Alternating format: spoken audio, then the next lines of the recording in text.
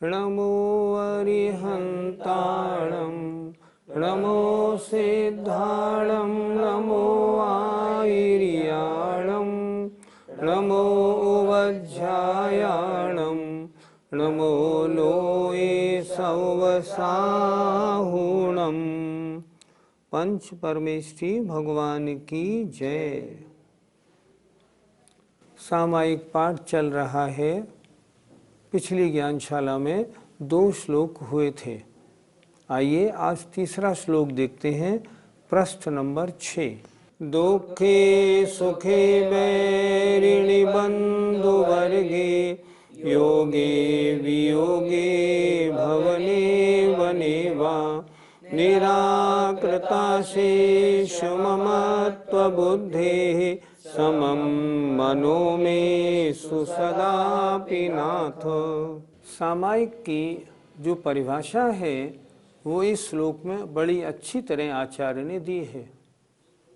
देखें, दुखे सुखे, दुख में और सुख में, वैरिणी बंधुवर्गे, वैरी और बंधु में, दुश्मन हो या भाई हो, योगे वियोगे, मिलने में अथवा बिछुड़ने में, भवने मकान में, महल में या जंगल में,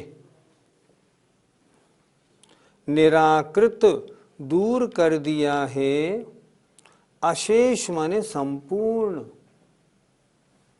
ममत्व बुद्धि को जिसने, अर्थात इन सभी पदार्थों में जिसने समस्त, अशेष माने समस्त, ममत्व बुद्धि को दूर कर दिया है, ऐसा मेरा मन सदा ही हे भगवन समम अस्तु, समता परिणाम वाला हो। सामायिक पाठ में एक सामायिक पाठ करने वाले का चिंतन क्या चल रहा है? सांसारिक कैसी परिस्थितियां हो, सुख की हो, दुख की हो, जंगल की हो, घर की हो, वैरी मिले या भाई मिले, कोई भी मिले, लेकिन मेरा मन हमेशा उनमें समता परिणाम रखे, इसी का नाम तो सामायिक है। फिर देखिए, दुख में और सुख में, दुश्मन में और भाई या मित्र में, योग माने मिलने में और बिछुड़ने में, और भवन माने महल या मकान और जंगल में। हे नाथ, हे भगवन, निराकृत माने दूर कर दिया है, अशेष माने समस्त ममत्व बुद्धि को जिसने, ऐसा मैं मनो, मेरा मन सदापि सदा ही समम अस्तु, समान परिणाम वाला हो। सुख मिलने में हर्ष नहीं, दुख मिलने में रोना नहीं, विलाप नहीं, योग में खुशी नहीं, वियोग में दुख नहीं। इसी तरह ये जो 4 विरोधी जोड़े हैं, इन चारों में कोई भी मिल जाए, मेरा परिणाम समता परिणाम वाला मेरा मन हो। एक बार और देख लें, दुख में और सुख में, बैरी माने शत्रु में और बंधु माने भाई समूह में, मिलने में और बिछुड़ने में, भवन माने महल मकान या जंगल में, कहीं भी रहने को मिले। हे नाथ, निराकृत अशेष ममत्व बुद्धि, दूर कर दिया है समस्त ममत्व बुद्धि को जिसने। मेरा मन कैसा है? समस्त ममत्व बुद्धि से दूर, मुझे कुछ नहीं चाहिए। जिसने दूर कर दिया है ऐसा मे मनो, मेरा मन सदा ही समम अस्तु, समम समान परिणाम वाला हो।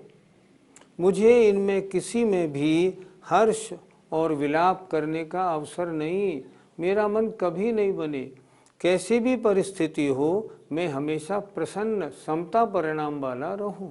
पंडित जी, यहाँ पर ममत्व बुद्धि को दूर करने का क्या अभिप्राय है? ममत्व का अर्थ होता है मेरापना, ये वस्तु मेरी है, बैरी मेरा नहीं, बंधु मेरा है। सुख मुझे चाहिए, दुख मुझे पसंद नहीं। महल मुझे रहने को मिले, जंगल का मैं क्या करूँगा। जब तक ऐसी बुद्धि नहीं छोड़ी जाएगी तब तक परिणामों में समता कैसे आएगी। कहीं भी जाएं, कैसी जगह चाहिए आपको, जैसी मिल जाए। भोजन कैसा करेंगे, जो मिल जाए। मौसम के लिए कोई ऐसी खास बात नहीं, कैसा भी मौसम हो। हर जगह परिणामों में समता जब ही बनेगी जब ममत्व बुद्धि नहीं होगी। नहीं नहीं, मैं इस कमरे में नहीं ठहर सकता, इसमें तो एसी लगा हुआ नहीं है, तो क्या होगा, समता परिणाम कैसे बनेंगे। एसी वाला कमरा चाहिए, बिना एसी का कैसा भी हो चलेगा। अगर ऐसा होगा ना तो ममत्व बुद्धि अगर नहीं छूटेगी तो परिणामों में समता नहीं आएगी। इसलिए इसमें प्रार्थना की है, हे भगवान मेरा मन कैसा, जिसने समस्त ममत्व बुद्धि को दूर कर दिया है। अगर ममत्व बुद्धि में डूबा हुआ मेरा मन है तो कभी परिणामों में समता नहीं आएगी। इसलिए इसमें ऐसी प्रार्थना की गई है। लेकिन पंडित जी, ऐसा कैसे हो सकता है कि हम अच्छे और बुरे में समान परिणाम रखें? मुनिराज का पड़गान हुआ। पड़गान होने के बाद वो चौकी में गए। मान लो पहले ही ग्रास में कोई बाल निकल आया। मुनिराज ने क्या किया, बस बैठ गए, हाथ धोआ और बाहर आ गए। मैं पूछता हूँ, क्या मुनि महाराज गुस्सा होते हैं क्या? नहीं होते। क्यों? उनके परिणामों में समता है, इसलिए गुस्सा नहीं होते। मुनिराज के ऊपर कोई उपसर्ग करे, क्या उपसर्ग करने वाले पे नाराज होते हैं क्या? कभी नहीं होते। एक प्रसंग मुझे याद आता है। एक बार उत्तर प्रदेश में एक स्थान है रामपुर मनिहारान, सहारनपुर के पास, वहाँ जाने का अवसर मिला। वहाँ धर्मभूषण जी महाराज विराजमान थे। मैंने सुना था उनकी बड़ी अच्छी चर्या है, तो मैं दर्शन करने गया। मैंने देखा उनके शरीर पर 3-4 जगह चोट के निशान लगे हुए। मैं दर्शन करके तो चला आया, क्योंकि मुनि महाराज सिर्फ दिन में 1 घंटे बोलते थे, 23 घंटे मौन रखते थे और उनका बोलने का समय निकल चुका था। उनसे मैं पूछ नहीं पाया, लिखा हुआ था वहाँ, महाराज मौन से हैं, बोलने का कष्ट ना करें। आया, वहाँ आके एक डॉक्टर साहब थे, मैंने उनसे प्रश्न किया, मुनि महाराज के 3-4 जगह चोट के निशान क्यों हैं? उन्होंने उत्तर दिया, बगल वाला जो मकान है वो एक मुस्लिम का है, उसको मुनि से बड़ा बैर है। उनके 2 यंग लड़के क्या करते थे, जब मुनि महाराज ध्यान करने बैठते थे ना तो ईंट खींच के मारते थे और उनके चोट लगती थी। पहले दिन जब चोट लगी, 1-2 जगह खून दिखा, तो हमने पूछा, महाराज ये क्या हो गया? बोले कुछ नहीं। कहाँ गिरे? नहीं कुछ नहीं, ऐसी कोई बात नहीं। दूसरे दिन देखा तो दूसरे स्थानों पर चोट लगी। फिर पूछा, महाराज ये आज क्या हो गया? नहीं कुछ नहीं, ऐसी कोई विशेष बात नहीं। लोगों ने समझ लिया कोई गड़बड़ ज़रूर है, ये सामायिक के समय में कोई प्रॉब्लम होती है, छुप के देखें। छुप के उन्होंने देखा तो उन्होंने देखा बगल वाले मकान से 2 लड़के युवा आए और खींच के उन्होंने ईंट मारी। जैसे ही ईंट मारी, सोई अपने जैनी भाई भागे और उनके घर में जाके उन दोनों को पकड़ लाए। दोनों को पकड़ के लाके महाराज के सामने पेश किया। महाराज आपने तो हमको नहीं बताया, हम समझ गए, ये दोनों आपको ईंट मारते थे और जो निशान जो लगे हैं ना इनकी ईंट के थे, लेकिन आपने कभी बताया नहीं। महाराज अब इनको हम पुलिस में अभी देने जाते हैं, इनकी FIR लॉन्च कराएंगे। महाराज बोले नहीं नहीं ऐसा नहीं कराना। क्यों भाई, ये तो मेरे उपकारी हैं। उपकारी क्यों हैं? उपकारी इसलिए हैं कि इनकी पीड़ा देने में मैं समता परिणाम रखता था तो मेरे विशेष निर्जरा होती थी, तो ये तो मेरे उपकारी हैं, इन्हें नहीं, इनकी FIR नहीं, इनको कुछ नहीं इनके ऊपर करना। अरे महाराज इतनी आपत्ति करने वाले के ऊपर हम कुछ नहीं करें? नहीं नहीं कुछ नहीं करो। तो महाराज फिर क्या करें, इनको छोड़ दें? हाँ छोड़ दो, लेकिन सुनो, इन दोनों को एक एक कुर्ते पजामे का कपड़ा और 21-21 रुपये इनाम के दो। क्यों? इन्होंने मेरी निर्जरा कराने में बहुत सहयोग किया है। उन दोनों को एक एक कुर्ते पजामे का कपड़ा और 21-21 रुपये दिए गए। नतीजा ये हुआ, वो अब इतने दिन हो गए, आज तक उन्होंने कभी किसी मुनि के साथ दुर्व्यवहार नहीं किया। ये होता है समता परिणाम। सामने वाला अनिष्ट कर रहा है फिर भी उसमें इष्टपने का भाव रखना। इनने ऐसा किया, ओहो ये तो अच्छा रहा। हमने मुनि महाराज को देखा, पहले ही ग्रास में कुछ निकल आया, चुपचाप चौके से लौट के आए, अपने तखत पे बैठे, ध्यान शुरू। हमने कहा महाराज आज तो बहुत बुरा हुआ। नहीं नहीं बहुत अच्छा हुआ। क्यों? अरे आज आहार के टाइम में और ध्यान का मौका मिला, इससे अच्छा मौका कहाँ मिल सकता है। समता परिणाम नहीं होंगे तो परिणाम में राग द्वेष कूदेंगे ही कूदेंगे। अगर राग द्वेष से दूर हटना है ना तो समता परिणाम ही बनना ही पड़ेगा। छह ढाला में 2 पंक्ति बड़ी सुंदर आती हैं। अरिमित्र महल मसान कंचन कांच निंदन थुतिकरण अर्घावतारण असि प्रहारण मैं सदा समताधरण। ऐसे मुनि महाराज होते हैं। हमने माना गृहस्थों में इतनी समता नहीं होती, लेकिन फिर भी गृहस्थ को बहुत संकटों का दिन भर सामना करना पड़ता है, और उस संकटों के सामने में अगर वो मुस्कुराता है तो समता परिणाम बनते। खाने में, पीने में, दिन भर व्यापार में, रोजगार में, घर गृहस्थी में 20 प्रसंग आते हैं गुस्सा आने के, 20 प्रसंग आते हैं किसी काम को हटाने के, किसी काम को लाने के, लेकिन वो समता परिणामी होते हैं ना, शांत भाव से सब कुछ सहन करते हैं। पंडित जी कहना तो आसान है लेकिन करना बहुत बड़ा मुश्किल है। आप बात कर रहे हैं अज्ञानियों की, आप बात कर रहे हैं रागी द्वेषी ममत्व बुद्धि वालों की। जिनके परिणामों में समता होती है उनकी बात तो ऐसी ही होती है जो यहाँ लिखी गई है। देखो, एक जगह देखा, एक संत थे, उनकी पत्नी ने कहा 1 आना ले जाओ, 2 गन्ने ले आओ। वो गए बाजार से, लेकिन 1 आने में 1 गन्ना मिला। 1 गन्ना लेके आई। पत्नी ने देखा 1 गन्ना, पत्नी बहुत गुस्सेबाज थी। उसने कहा 1 गन्ना लाए हो? उसने वो गन्ना लिया और उन पे संत पे जोर से मारा। 2 टुकड़े हो गए। संत बोले ओहो तैने 2 कर दिए, 1 तू ले ले, 1 मैं ले लूँ। तब तो ठीक है। अगर ऐसा नहीं करेंगे तो गृहस्थी कैसे चलेगी? नहीं चलेगी। बहुत आसान है, केवल अपने मन को बदलने का काम है। ऐसे ऐसे प्रसंग हमने देखे हैं।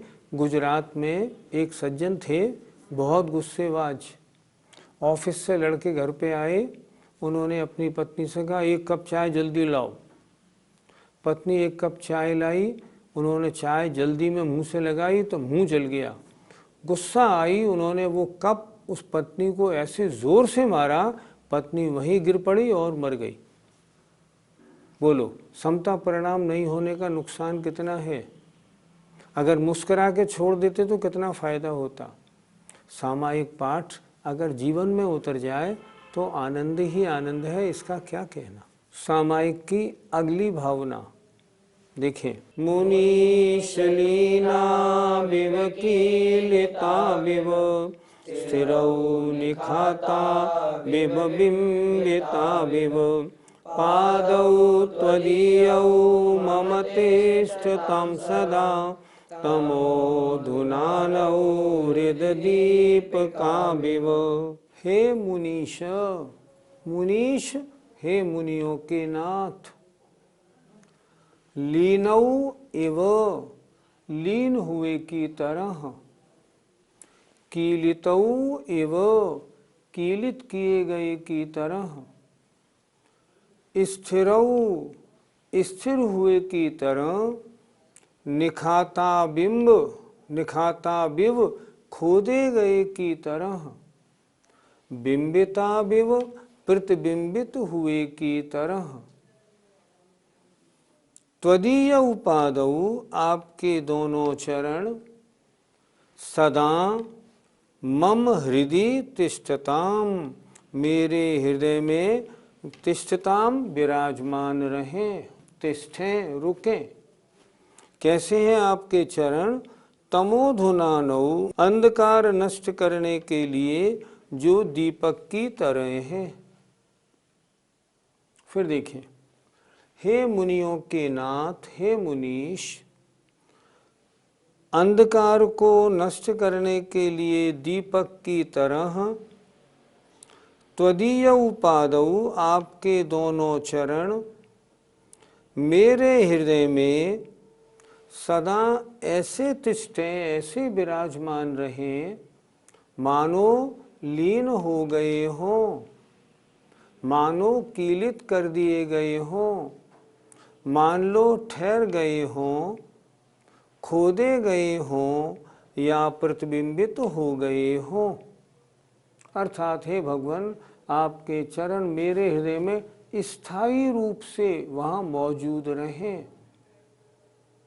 इन सब के इसीलिए इन सब को लिखा, जैसे खोद दिए गए, खोदे हुई वस्तु फिर हमेशा रहती है, वहाँ से हिलती नहीं। पत्थर में एक चरण पादुका खुदी हुई है, अब हजारों सैकड़ों वर्षों तक वो वैसी रहेगी। उसी तरह भगवान, आपके चरण जो अंधकार को नाश करने के लिए दीपक के समान हैं, मेरे हृदय में परमानेंट, बिल्कुल हमेशा के लिए रहें। इस तरह रहें जो मैंने ऊपर 5 उदाहरण दिए। एक बार फिर देखें, हे मुनियों के नाथ, त्वदीय उपादौ आपके दोनों चरण जो तमोधुनानौ अंधकार को नाश करने के लिए दीपकौ एवं दीपक की तरह हैं, ऐसे आपके दोनों चरण मम हृदय मेरे हृदय में सदा ऐसे विराजमान रहें जैसे लीनौ एव लीन हुए की तरह, जैसे लीन हो गए हों, जैसे कीलितौ एव कीलित कर दिए गए हों, जैसे ठहर गए हों, जैसे खोद दिए गए हों या प्रतिबिंबित कर दिए गए हों। अर्थात हे भगवान, मैं चाहता हूँ आपके चरण कमल मेरे हृदय में परमानेंट, हमेशा के लिए विराजमान हो जाए। भक्त की कितनी सुंदर भावना है। पंडित जी, यहाँ पर चरणों को दीपक के समान क्यों कहा? जैसे अंधकार को नष्ट करने के लिए दीपक जलाया जाता है, उसी प्रकार हे भगवान, मैं हमेशा से मोहांधकार में डूबा हुआ हूँ। अभी तक मुझे अपना भान नहीं हो पा रहा। आपके चरण दीपक के समान हैं, अगर वो मेरे हृदय में आकर विराजमान हो जाएंगे तब मेरा मोह अंधकार नष्ट हो जाएगा। लिखा है ना, तमोधुनानौ अंधकार को नष्ट करने के लिए दीपक के समान। अर्थात आपके चरण मेरे हृदय में आएंगे, मेरा मोह अंधकार नष्ट हो जाएगा और मेरा मोक्ष मार्ग बिल्कुल स्पष्ट हो जाएगा। पंडित जी, ऐसी भक्ति करने से हमें क्या फल प्राप्त होता है? अगर ऐसी भक्ति कोई डूब के करे तब तो सातिशय पुण्य का बंध और कर्मों की निर्जरा होती है। भगवान की भक्ति जब सम्यक दृष्टि करता है तो भक्ति में बिल्कुल निर्जरा होती है। और हम और आप रोज तो बोलते हैं पूजा में, तव पद मेरे ही में, मम ही तेरे पुनीत चरणों में, तबलों लीन रहे प्रभु, जबलों पाया न मुक्ति पद मैंने। अर्थात हे भगवान, जब तक मुझे मुक्ति की प्राप्ति नहीं हो तब तक आपके चरण कमल मेरे हृदय में और मेरा हृदय आपके चरणों में रहे। ये भक्ति है। ऐसे स्तवन से क्या होगा? देखिए ना, अगर स्तवन किया गया है और स्तवन करने वाला संकट में है, उसका संकट दूर हो जाएगा। जैसे मानतुंग स्वामी ने बोला, त्वत्संस्तवेन भव संतति सन्निबद्धम, पापम क्षणात् क्षय मुपैति शरीर भाजाम। हे भगवान, आपका स्तवन करने से जन्म जन्म के बांधे हुए कर्म भव संतति सन्निबद्धम, पापम पाप क्षणात एक क्षण में नाश को प्राप्त हो जाते हैं। कितना फायदा है भक्ति का। जितने चमत्कार आचार्यों के पिछले हजारों वर्षों में देखने को मिले, सब भक्ति का ही तो प्रताप था। जैसे समंत भद्र महाराज की स्वयंभू स्तोत्र पढ़ा, क्या चमत्कार हुआ, पिंडी फट गई, भगवान प्रकट हो गए। आज तक भी वो सबूत रखा हुआ है वहाँ। ऐसा क्यों हुआ? भक्ति के कारण हुआ। भक्ति से क्या नहीं होता? भक्ति से श्रीपाल का कोढ़ दूर होता है, मैना सुंदरी का संकट समाप्त हो गया। भक्ति से सेठ धनंजय के बेटे को सांप ने काटा था, वो जहर दूर हो गया। सब भक्ति का ही तो प्रताप है। इसलिए हे भगवान, आपके चरण मेरे हृदय में विराजमान हो, ये भक्ति है। और भक्ति साक्ष्य पुण्य बंध का कारण होती है। कीलित किए गए के समान क्या मतलब है यहाँ पर? आपने चौकी बनाई, चौकी में आपने ऊपर के तख्ते को नीचे के तख्ते में कील से ठोक दिया। अब वो तख्ता वहाँ कब तक लगा रहेगा? अरे सैकड़ों वर्षों तक वो लगा ही रहेगा। हे भगवान, आपके चरण कमल मेरे हृदय में ऐसे विराजमान हो जाए जैसे किसी ने उनको कीलित कर दिया हो, हिले नहीं, सरके नहीं, स्थान छोड़े नहीं। मैं चाहता हूँ जब से आपके चरणों की शरण में आया हूँ, मुझे परमानंद की प्राप्ति हुई है। इसलिए मेरा भाव ये है, हे भगवान, कि अब तो जब तक मोक्ष प्राप्त नहीं होना तब तक आपके चरण मेरे हृदय में विराजमान रहे, ताकि मोह अंधकार दूर रहे, मैं भव में आपकी भक्ति में लीन रहूं। भक्त ऐसा बोलता है, और जो ऐसा बोलता है, ऐसी भावना करता है, उसके हृदय में भगवान के चरण विराजमान होते भी हैं। कर्मों का नाश होता है, संकट दूर होते हैं, साक्षय पुण्य का बंध भी होता है। पूजा में हम बोलते हैं ना, यह भव समुद्र अपार, तारण के निमित्त सुविद ठई, अति दृढ़ परम पावन जथारत, भक्तिवर नौका सही। हे भगवान, इस संसार समुद्र को पार करने के लिए कैसे? आपकी भक्ति रूपी नौका ही समर्थ है। और भक्ति कब बनती है? जब भगवान के चरण मेरे हृदय में विराजमान रहे। इसलिए भक्ति तो ऐसे ही करनी चाहिए। और आनंद जब है, जब भक्ति में डूबा हो और दोनों आँखों से आंसू भी टपके, उसे कहते हैं वास्तविक भक्ति। ऐसी भक्ति होना महान पुण्य का काम है। जय जिनेंद्र।